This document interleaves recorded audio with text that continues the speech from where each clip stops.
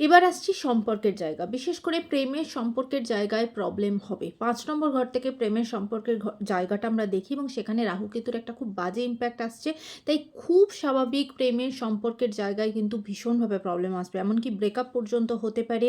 সম্পর্কের জায়গায় কোনো বাইরের কোনো মানুষের ইনভলভমেন্ট এসে যাওয়া, সেখান থেকে কোনো ঝঞ্ঝটে জড়িয়ে পড়া, এমনকি আপনার বিরুদ্ধে কেউ কোনো মানে হয় না অপবাদ দেওয়া, জিনিসগুলো আপনার সাথে হতে পারে। এমনকি সেখান থেকে কিন্তু একটা লিগাল ঝঞ্ঝটেও জড়িয়ে পড়তে পারেন।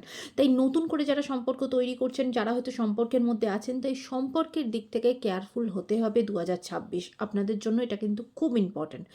তবে যারা অলরেডি ম্যারিড তাদের সম্পর্কের জায়গা কিন্তু মোটামুটি ভালো থাকবে। তার রিজন এইটাই যে বৃহস্পতির একটা এফেক্ট বা বৃহস্পতির দৃষ্টি কিন্তু আপনার ৭ নম্বর ঘর বা ম্যারেজের জায়গাতে আসছে।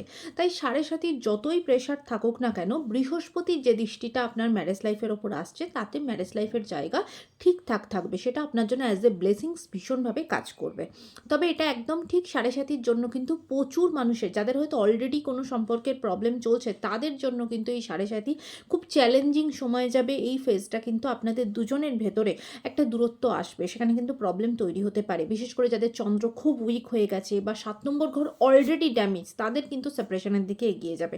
৭.৭ই মানুষকে আরও কঠিন সময়, আরও চ্যালেঞ্জিং সময়ে যায়।